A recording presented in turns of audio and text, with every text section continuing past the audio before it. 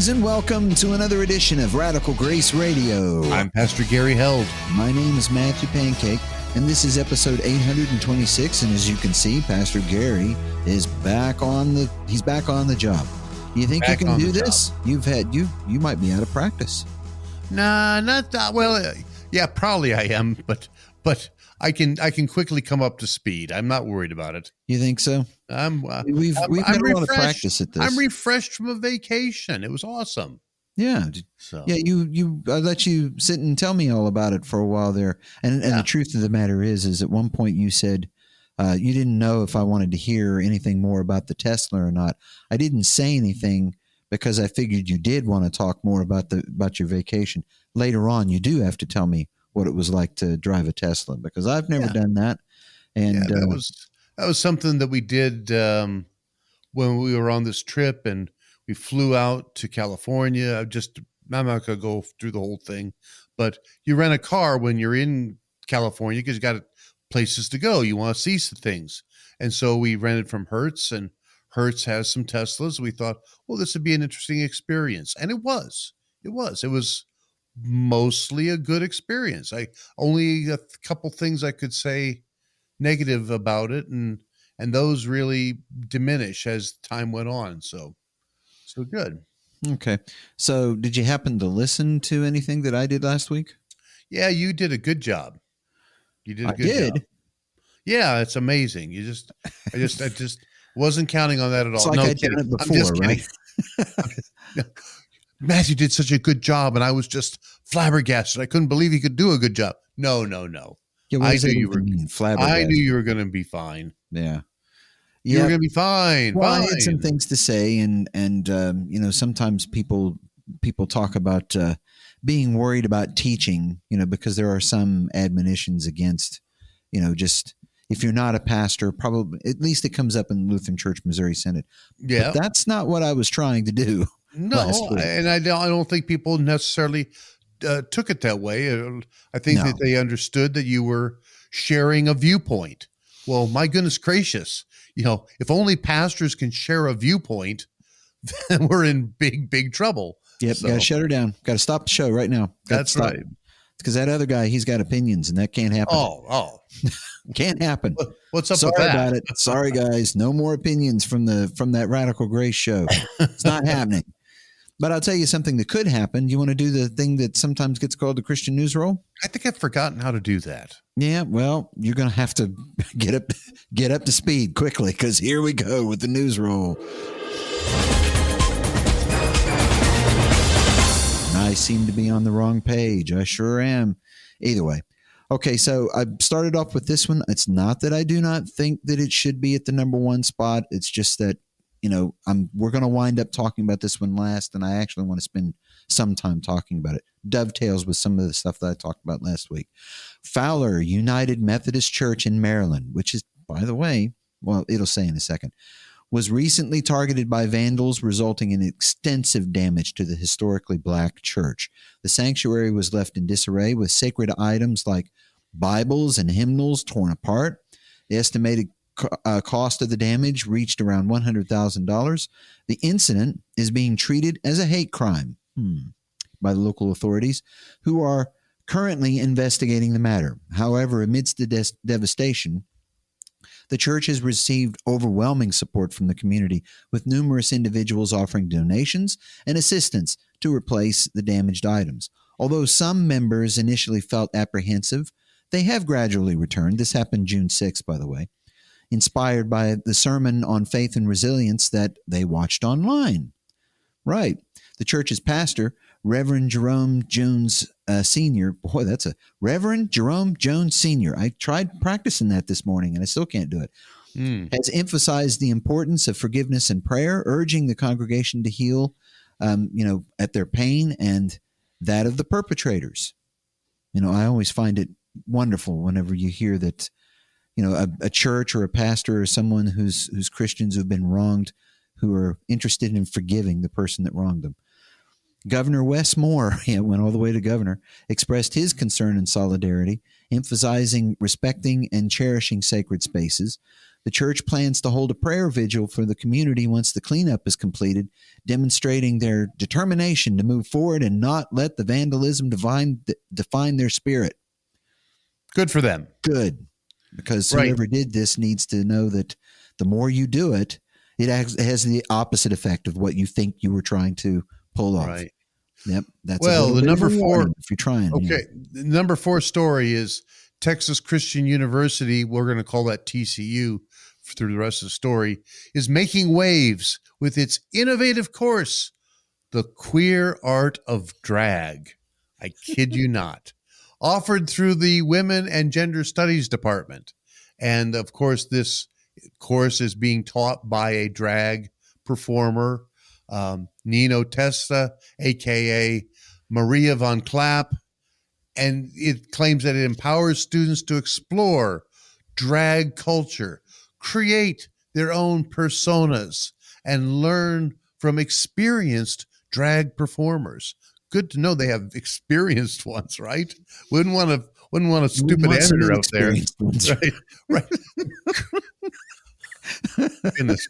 The curriculum challenges gender norms and encourages students to view gender as a form of self-expression.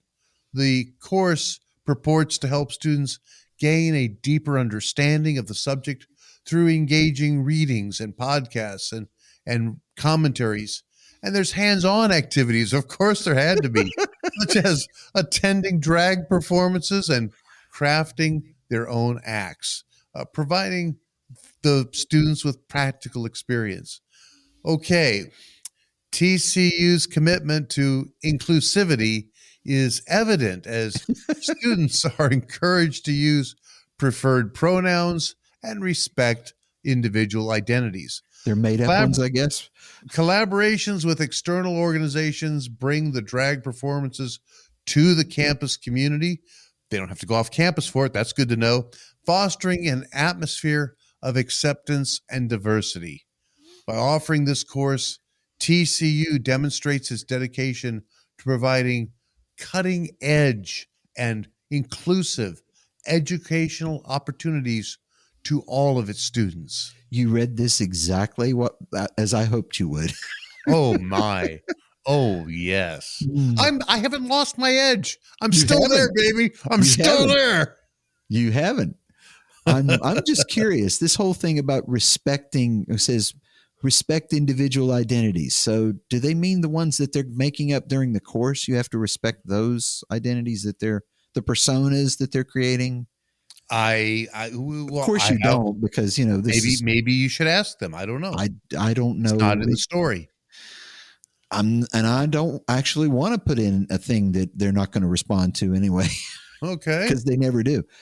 Okay, so Kaiser Foundation Hospitals, Permanente Medical Group. I just love that that's what it's called. Kaiser Permanente. We've heard of them before. And more doctors are facing their third lawsuit as a California teenager named Kayla Lovedahl alleges being pushed into transgender procedures, including a double mastectomy. And this is the disheartening part, at the age of 13. Lovedahl initially began transitioning at 12 and claims that medical professionals fast-tracked her transition without adequate evaluation or psychological care. The lawsuit also accuses the doctors of failing to inform Lovedahl and her parents about the health risks and obtain proper informed consent. This is the third lawsuit to be filed by the Center of American Liberty and, from detransitioners against Kaiser Permanente, right? Other detransitioners that have come forward, Chloe Cole and Layla Jane, have also filed lawsuits against Kaiser Permanente. I can't believe that's the name of the place. For gender transitioning medical treatments they received as minors. Well, yep, the floodgates are opening. Yeah, I know it's the same law firm that's doing it, but it's no. You're not wrong. Yep. All right. Now, the number 2 story sounds like it's kind of a bombshell. Maybe not so much a bombshell as the headline would appear to be. Yeah. Because the Supreme Court of the United States has made a significant decision and they have ruled that affirmative action regarding college admissions is unconstitutional. So I don't remember when affirmative action in college admissions, it seems to me it first became a thing kind of Sometime in the early 70s. Yeah. But so it's been around a long time. Mhm. But they have now prohibited the use of race as a determining factor in the admission process, overturning previous rulings that aim to help Black and Latino students into higher education. Now, Chief Justice John Roberts, leading the conservative majority, stated that Harvard and the University of North Carolina violated the Equal Protections Clause in their admission programs. And this violation was due to a lack of clear objectives and the use of racial stereotypes. While the court did not explicitly eliminate affirmative action based on race, the ruling makes it extremely challenging for institutions to consider race in their admissions process. This decision has sparked a heated debate, with the liberal justices strongly dissenting and expressing concern about the impact on decades of progress and the assurance of equal protection. Okay, now the decision to eliminate the consideration of race in college admissions, that has generated a range of responses. Conservatives, including former President Donald Trump and House Speaker Kevin McCarthy, they perceive it as a victory against discrimination and a positive advancement for the United States. They argue that admissions should be based solely on merit, regardless of a person's race. Conversely, critics of the decision, such as Senate Majority Leader Chuck Schumer, regarded the ruling as a setback in the pursuit of racial justice. They expressed concern that students of color will face reduced opportunities to attend college, hindering progress toward racial equality. This decision has ignited discussions about the future of affirmative action and the necessity to discover race-neutral approaches to foster diversity in higher education. And when we get to discussing about it, you made a good point about this, that on the surface, it sounds like it's just a blank, no more will race be considered.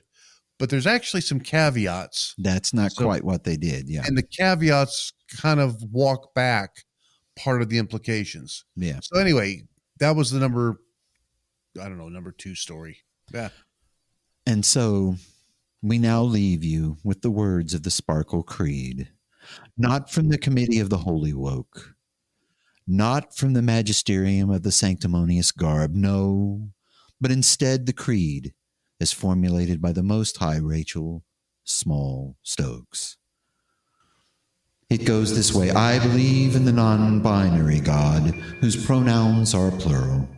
I believe in Jesus Christ, their child, who wore a fabulous tunic and had 2 dads, and who saw everyone as a sibling child of God. I believe in the rainbow spirit, who shatters our image of a one white light and refracts it into a rainbow of gorgeous diversity.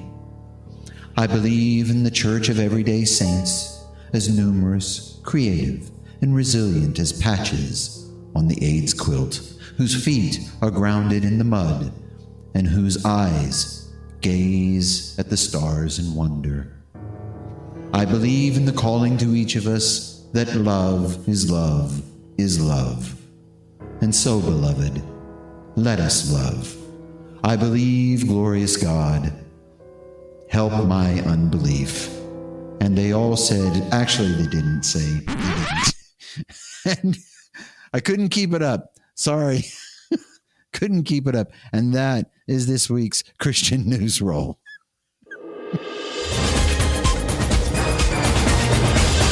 Okay, so you might want to explain where the Sparkle Creed came from, because it's not just something you threw in for the novelty. Yeah, it went viral.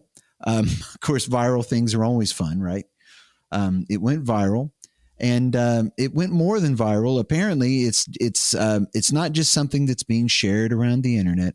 It's a thing that is being used in churches. Because, see, here's the thing: is in order to see the video, tune into the YouTube broadcast of this show, and I'm going to put the video directly in there, because I could just put audio, and you might say, "Oh, yeah, but maybe that's just somebody funning, or maybe they're just having a good time." No, it was an ELCA church, and it was loaded with people, and they all stood up and they recited it along, just like you would the creed. And I am confused about something. There is a resolution for this, not about the creed itself or what this thing that she composed. But you were saying that it took place in an ELCA congregation, right, so that would be an Evangelical Lutheran Church in America. right. However, this Rachel Small Stokes, she is affiliated with the United Church of Christ. Right. Remember when I said something about, I'm a little surprised. I mean, yeah, people say all kinds of things happen in the ELCA, and we know that there are things that are extremes. Some ELCA churches are pretty much grounded in normal orthodoxy for the most part, and some are out on the fringes. But this was out there even more than I expected, for a fringy ELCA church. And then I find out, well, that's because the pastor has got some affiliation with the United Church of Christ. Now, they are far to the left of the ELCA. Right. So in that respect, that, there's the explanation for how something like this happens. And of course, it doesn't mean that there's anything that should shock anyone. The ELCA is in what we call altar pulpit fellowship with the United Church of Christ. Meaning, for those of you who think that's a mouthful, what does it mean? It means ELCA congregations can call pastors from the United Church of Christ, and vice versa. United Church of Christ congregations could call a seminary person from the ELCA or a pastor in the ELCA on their roster and call them to serve in their church. So that's what it basically means. But that opens my eyes a little bit about how something like this could happen, because United Church of Christ, they didn't always have this sort of extreme stance, but certainly for the last 40 years, 50 years, they've been the guys most to the left that I know of. So anyway. Well, it's bleeding out into the rest of the rest of, I guess you could call it, mainline churches.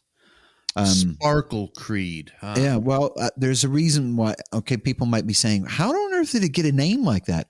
Well, because Rachel Small Stokes was texting somebody and tried to put in Nicene Creed, and it auto-corrected to Sparkle Creed. So she thought that was really cool, so she decided to take a crack at writing the Sparkle Creed. And it became a meme online. Somebody made a meme to be shared. And that was written last June. Yeah. And here it is this June, and there are churches that are using it as though it's been around for thousands of years. Well, they're using it as though, in this sense, my comment about it still remains the same.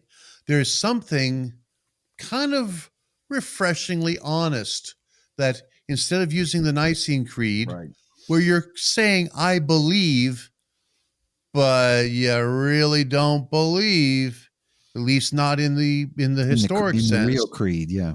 Yeah, but this reflects what the people really believe, or at least what those in leadership really believe. So they're just stating it. It's not a Christian creed. Not oh my goodness. It's not a Christian creed at all. Therefore, it begs the question, in what possible sense could this still be even pretending to be a Christian church. It isn't. But I'm going to leave other people to sort that out. I'm just saying it's not a Christian creed, not by any stretch of the imagination. So, Well, I mean, my Jesus just doesn't wear a fabulous tunic. I mean, it's come down to, it's not even about like doctrine or Jesus's attitude toward people, God's grace, the gospel, any of that stuff. It's fabulous tunics and two dads and rainbows that shatter a white light into a gorgeous diversity rainbow, Actually, yeah. Actually, I kind of, I won't say I chuckled because that's too strong. But when they said, that Jesus had two dads, I thought, oh, that's a little clever what you did there. Because Orthodox Christians would say God the Father is Jesus, or the Son of the Father of the begets the Son, and Joseph, the husband of Mary, basically fathers him in the earthly sense. Oh, I'm sure that's not perhaps not biologically, but certainly as far as the head of the household. And so, oh, I see what you did there. That's how you get the two dads. But of course, it's communicating something entirely different. That's an argument different. that they've made before. They've made that argument that it's okay to have two dads because Jesus had two dads.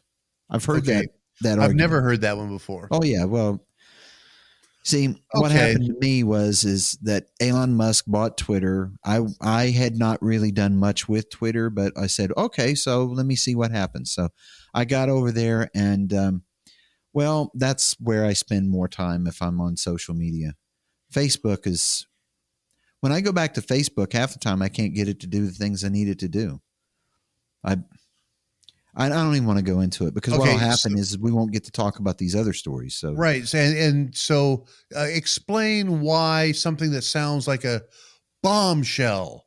Now the Supreme Court has said that you can no longer use affirmative race as a consideration for affirmative action in college admissions, and you had a good point. Well, I mean, I just got this straight from the news reports. It said this, although the Supreme Court says that colleges and universities can no longer take the landmark decision overturning as, well, actually this is refreshed, so it's gone. But basically what it did was they said that you could use this. Oh, there it is. That you could use this in the admissions process to find out how race has affected someone as long as it's about as long as it's about the particulars of the person. In other words, no, you can't use stereotypes. You can't just say, well, all these applicants are Asian, so we're just not going to bother. But you can still take race into account if, like, the way I read it anyway was that if you have a black candidate and an Asian candidate, and the black candidates seems more affected by race, that's held them down more, then you can use that. But I always thought that that's what affirmative action kind of was anyway. Here's someone with not as many opportunities, but they have the grades, and they're like, okay, so we'll put them in. That's what I always thought affirmative action was. This case was about, well, we've got a stack of candidates that, they're from India, which you could call them Asian because that's the way they look at it, and people who are from China or they're Chinese immigrants or whatever. Right. And we're just not going to bother with those because they are too serious or something. They would say overrepresented. Yeah. And so, okay, sure. But that's not what affirmative action was ever supposed to be. So the way I read I haven't got to read it all because for us, if you're watching the show, this literally just happened like an hour and a half ago. So I haven't had a chance to look at the 237 page opinion, the majority opinion, but I know it's already happening. I mean, even though they kind of said you can't do it the way you were doing it, but you can kind of do it this way. Both sides are going, oh yeah, this is terrible, So the right's screaming, yeah, another win, and the left is screaming, oh look at this is another Republican court ruining everything. It's like, well, not really.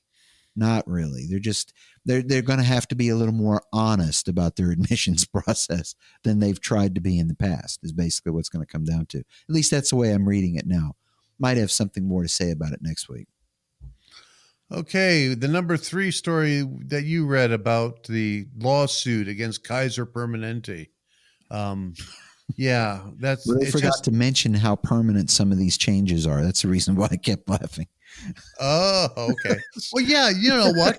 If you're 13, and the real question is, what were the, I mean, this 13-year-old, I don't think would get even surgical treatment unless there were parents somewhere in this or guardians who were saying, yeah, this is Right. okay.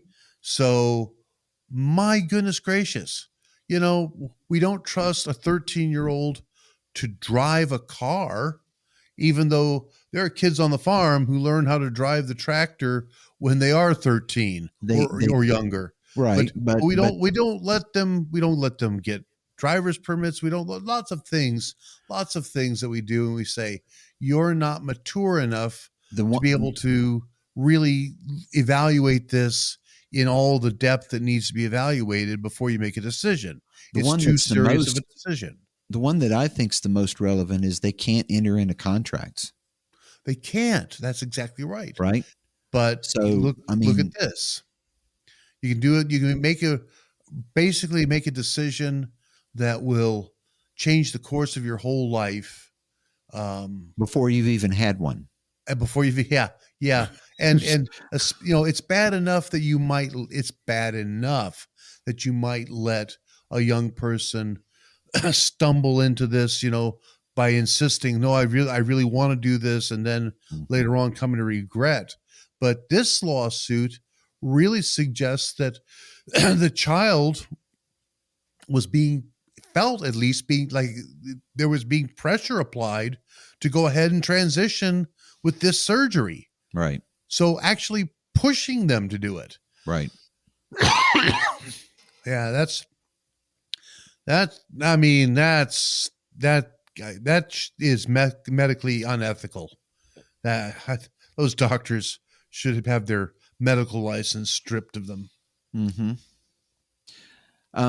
It's not that I don't think that the drag thing is important, but I do want to say a little bit about the number 5 story before we jump to it. Because we're coming close to the bottom of the hour, and I don't know how much time you want on the other side of the break yet. But the thing about it is I really do think that the world, I'm sure that they don't understand it, but the idea that someone can come in and trash up your church and destroy your Bibles, destroy property, go into the pastor's office even, cause mayhem in there, pull his credentials down. Because this guy's like, the picture that I saw was, his certificates and his diplomas and all of that stuff are on the floor, smashed, and, normally it would be in frames and whatnot. Right. And that they did that, and they don't, and there's a significant portion of our world that doesn't get how they could say, and we're going to forgive them. I mean, that's kind of what our program's about, because there are things that like throw people off. It's like, what do you mean forgive them? And I mean, they should be punished, right? So, well, that's up to the state to do. For us, it's about forgiveness. Right. No, that's a good distinction to make. Yeah. The state has to try to find these who were the culprits and bring them to justice, because if they don't, this kind of thing could happen and will happen to another church, a predominantly black church or historically black church. If they can, especially if they can show that this is a racially motivated hate crime, well, then you want to have the law prevent people from doing that kind of destruction.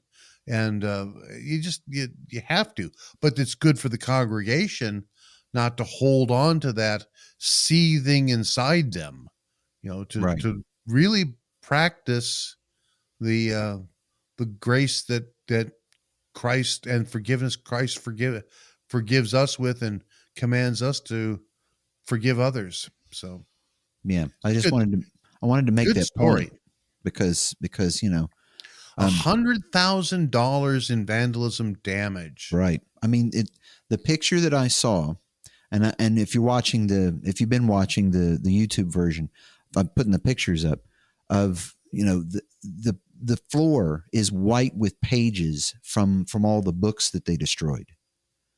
Just ripped them.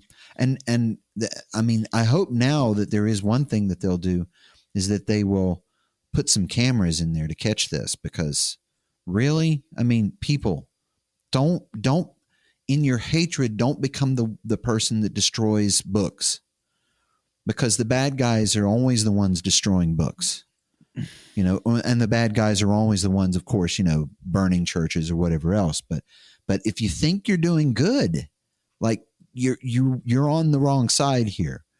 And besides which, I've said this about, China persecuting the church that they have over there, that it tends to have the opposite effect. You think that that's going to make those Christians learn their place, and it never does. It never works that way. So you need to just, whoever you are, I know you're not listening to this program, but this kind, hopefully this kind of message tends to move around anyway. And maybe they'll be like, yeah, that was a worthless gesture. Turn yourself in. That would be a step in the right place. But otherwise, that congregation's interested in forgiving you. Wow. Right? So speaking of that kind of thing, Christianly things or biblical kinds of things, what are we going to do on the other side of the break? Well, we're going to talk about something that is probably not just proclivity of Christians, just people in general. We all have a common nature that here's the thing, is that we all like to hear what we like to hear. Right. And sometimes that's not what we need to hear. And so I don't know how this plays into our world today, but there's a lot of people with a lot of different messages out there. Some of them are sparkly. I don't know. But it will attract the people who want to hear that. And we've got to just be, the thing to do is not decide, how stupid they are. We got to examine ourselves. Am I only listening to the messages I want to hear? Could I be tripped up in the same way? And we're going to talk about that and more when we come back from the break. Okay, stick with us and we'll be back with more Radical Grace Radio in just a moment.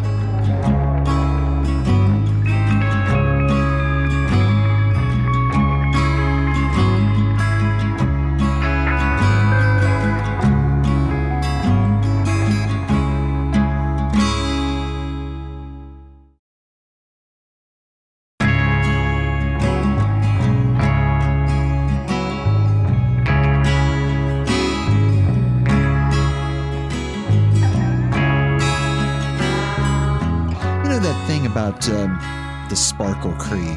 Yeah. That's a good example of one of those things that gets basically what it is it's to soothe people's itching ears. Yeah, there's an expression in scripture that describes it that way. Well, not that particular creed, but the idea that people hear what they will look for and seek out people who have a message that they're already predisposed towards accepting. This is the kind of thing I want to hear. This is the kind of thing that causes me no discomfort, so I can listen to it. And by the way, I'm even going to recite your silly creed because I think that you're onto something, or at least it fits into my narrative. The people have got a narrative in their mind about how these different spiritual things work, and they misidentify things, and they think, well, this is going to be a benefit, but of course it isn't. But you know what? This is not a recent. We picked a recent example, but think about how long this has been part of our human nature. Just the ancients were doing the same thing. They got a preference for people who tell them what they want to hear, and they try to silence those who have a message that is not what they want to hear. not the news they were looking for. There's a reason why we have an expression, don't we? An old expression about not shooting the messenger, right? Because people who bring are messengers of bad news, sometimes that's held against them. Well, they're just they're only the messenger. That's the idea. So we're going to look at a case coming up it'll come up in our readings this particular Sunday coming up, this Sunday of what is for me July 2nd, and it's going to be from Jeremiah chapter 28. And here's a great ancient example of people who are wanting to hear, kind of from the pulpit, you might say, the news that already suits them, right? What they want to hear is a word from the Lord that is, none of this thy will be done. It's more like my will be done. Here's what I want to have. And by the way, the prophet or the priest that can tell me, yeah, the Lord says that that's exactly what's going to happen. Well, I'll double down on that. Give me more. And anybody who would say anything different, like Jeremiah, we're trying to marginalize is what we would say now. Sometimes it's just like completely shut them up permanently, like put them in a cistern, kind of shut them up permanently. Oh, wow. Well, there's a reference. Yeah. So now they'd rather have like a divine chat GPT. You tell it and it gives you what you want. Well, yeah. Write for me a story about how Donald Trump is a bad person. Well, write for me a story about how President Biden is lost his marbles. You could do this with anybody. Okay.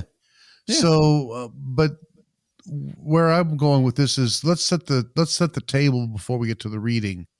In the people of Judah, because by this point you can't really talk about the kingdom of Israel. It had long since divided into a northern kingdom, which was Israel, and a southern kingdom, which was Judah. And at this point where this narrative in Jeremiah is taking place, the northern kingdom of Israel doesn't exist anymore. When the Assyrians were the world power, at least in that part of the world, they came in and they completely destroyed their kingdom. They took away their people and sent them off in different directions, and there is no functioning kingdom of Israel anymore. But the kingdom of Judah still is going to persist for about another generation, maybe two. But even the king now, and during that time, the politics of the world is changing. During that time when they were hanging on, and Judah's existing, Israel's gone, and the Assyrians are in time replaced by the Babylonians. And so the Babylonians now are trying to exert the same kind of influence over the whole region, and they also threaten now Judah. And well, the Babylonians had already come in and carried off some of the leaders, the rulers of Judah. They had carried off and taken things from the temple, the things that were sanctified artifacts, precious.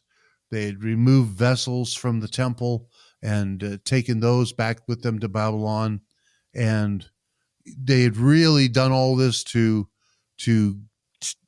warn, you might say, Judah, from now on, you better do just what we tell you to do, or when we come back, if we have to come back another time, we're going to do an even more thorough job of erasing you, more or less. Yeah, that's kind of what they got in mind. I mean, if your rival can go into your temple and desecrate it, and your God doesn't do anything, that's the idea, is to try and demoralize you by doing that.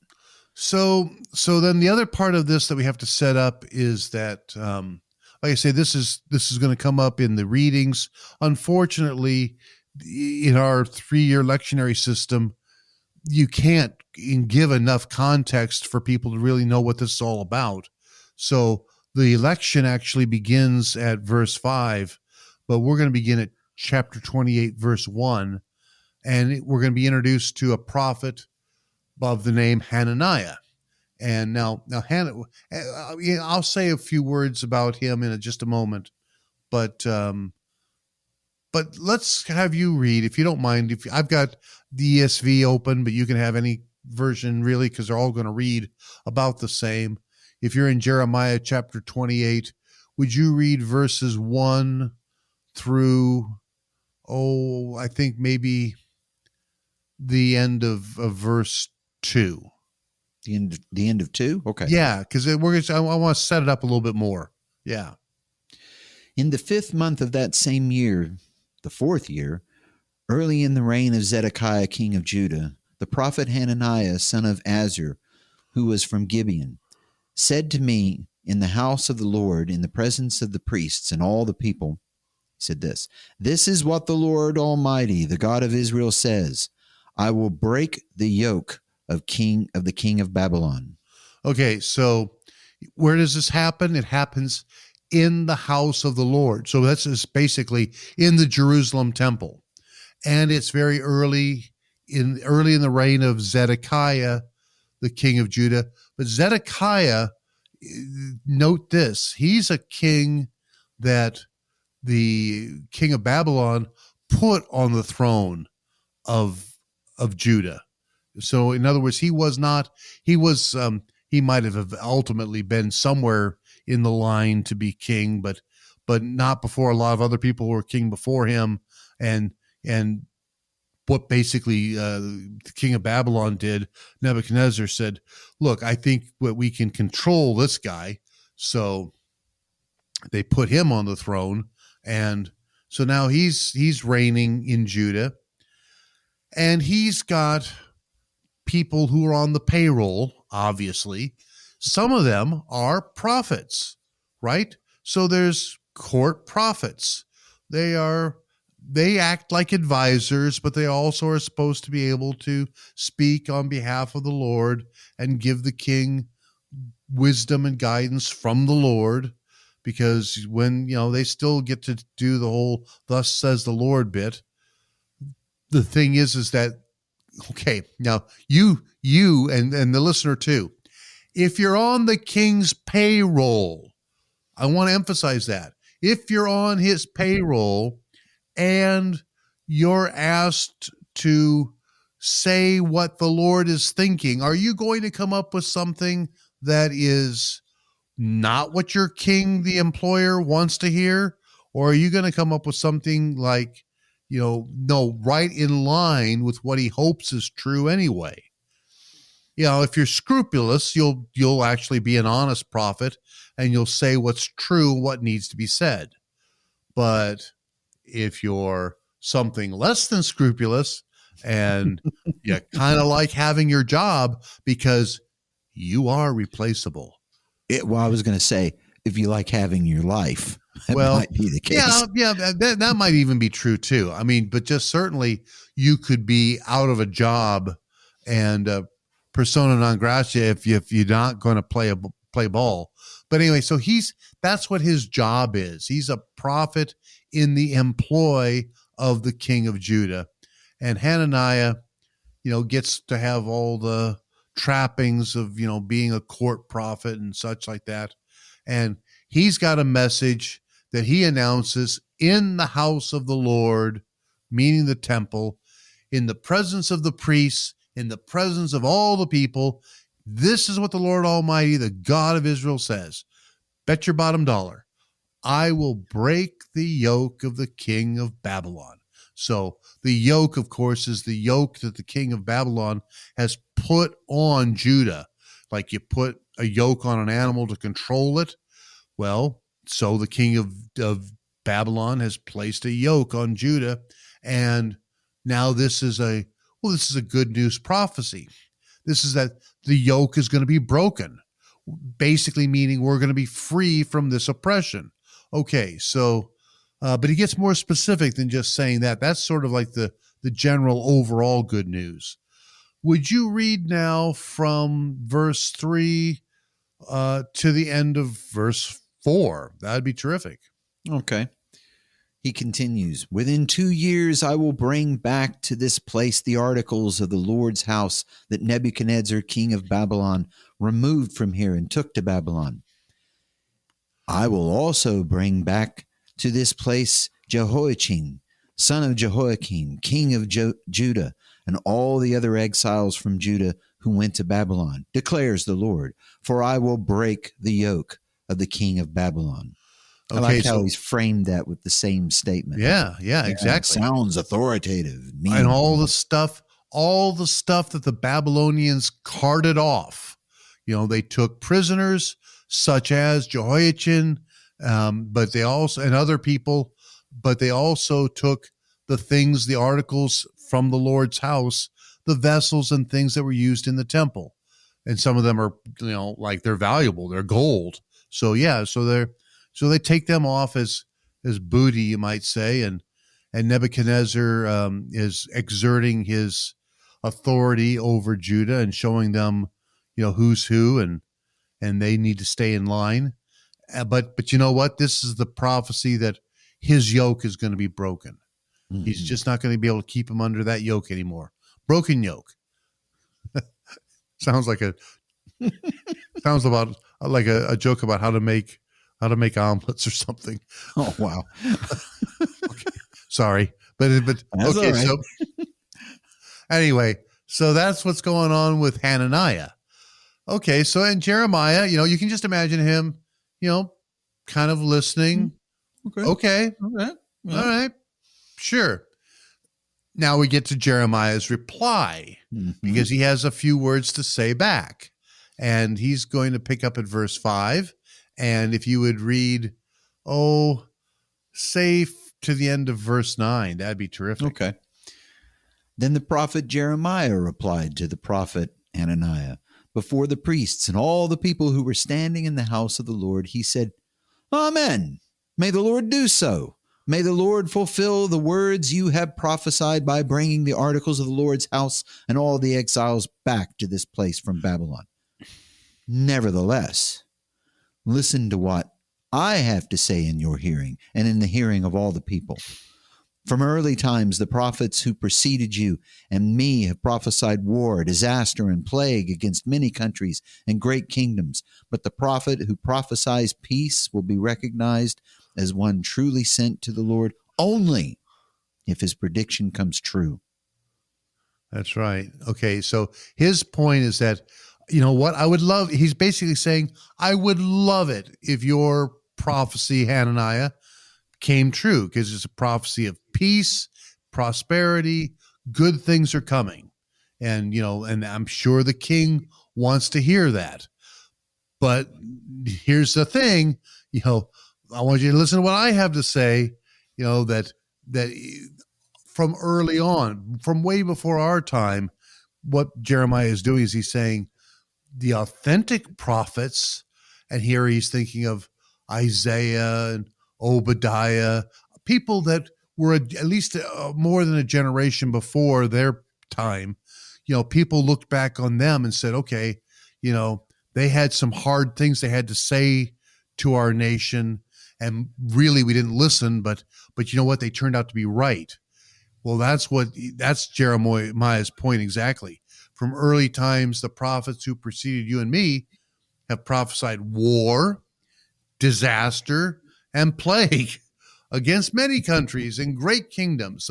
So they have said that there's a lot of bad news coming, and you got to buckle up, Buttercup, because this is going to be rough.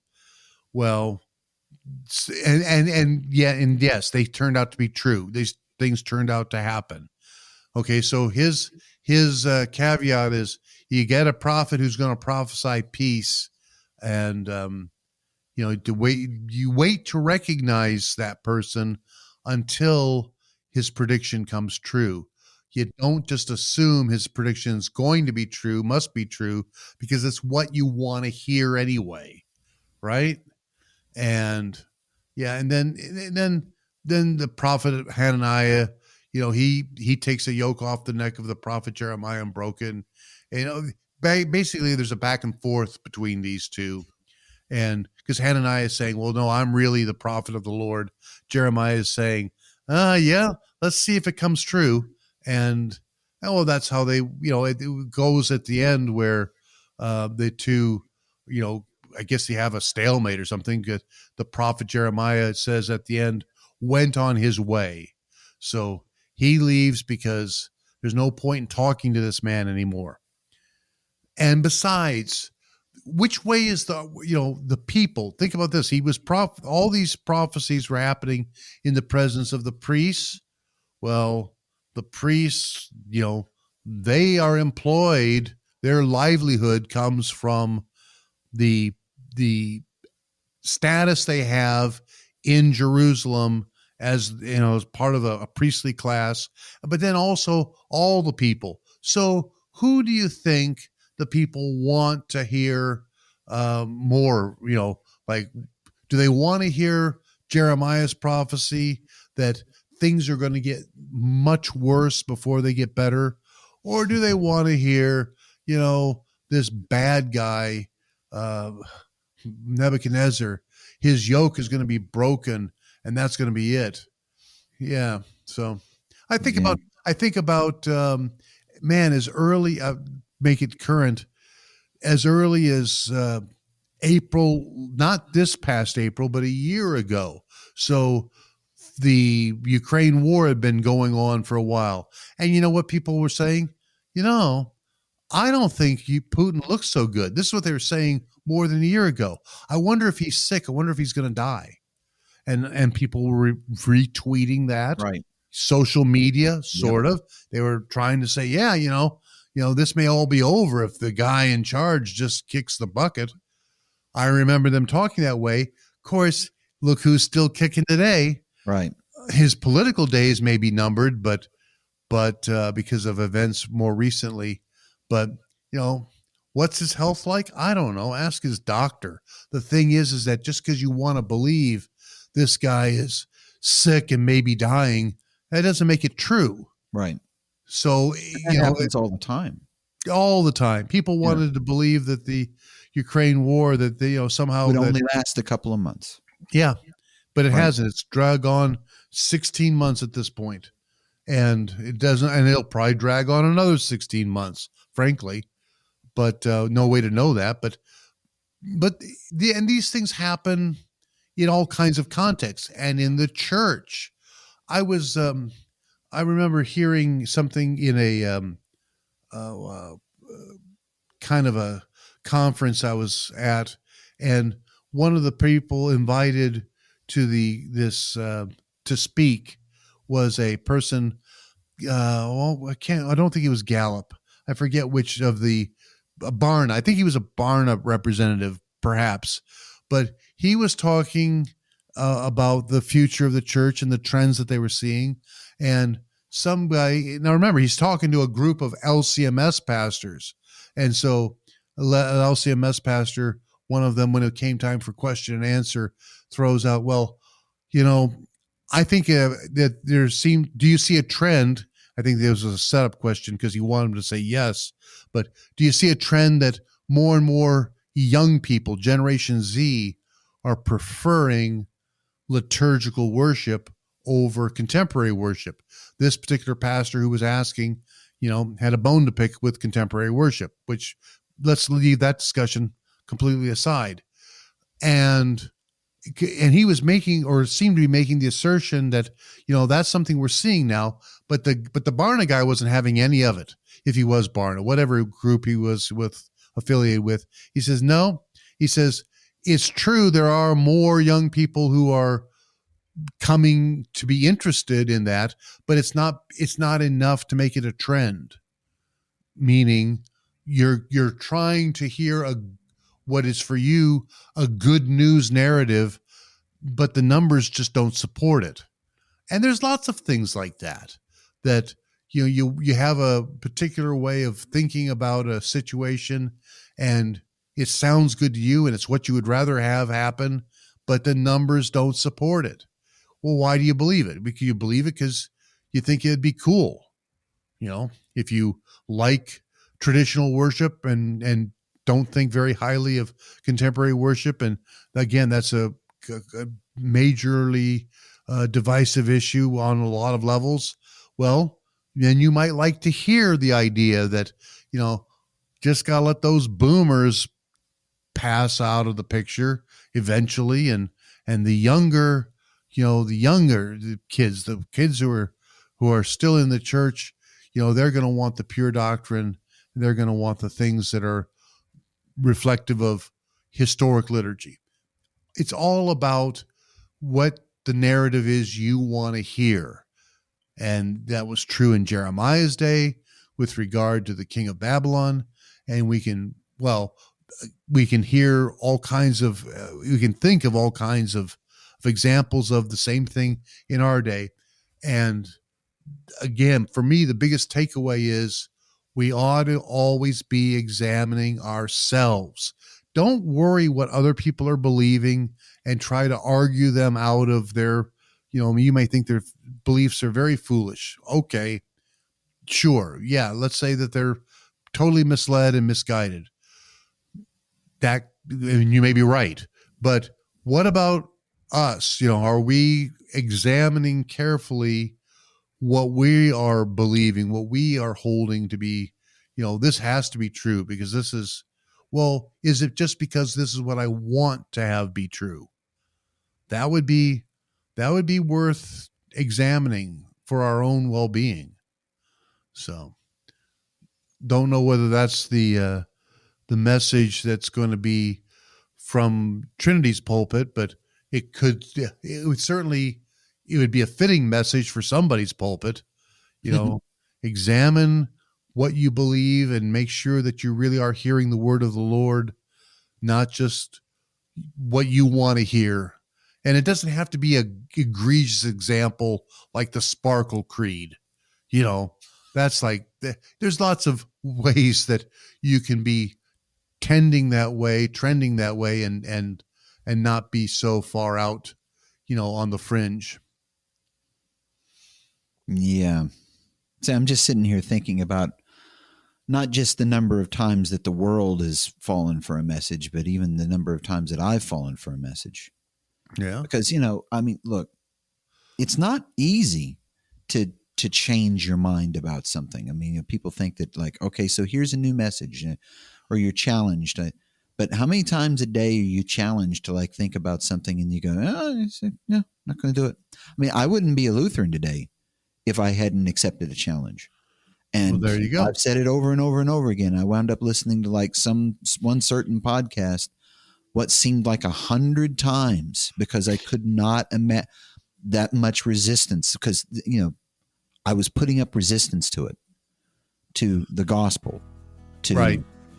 Free grace, to forgiveness in Jesus Christ, and all the things that fall out of that.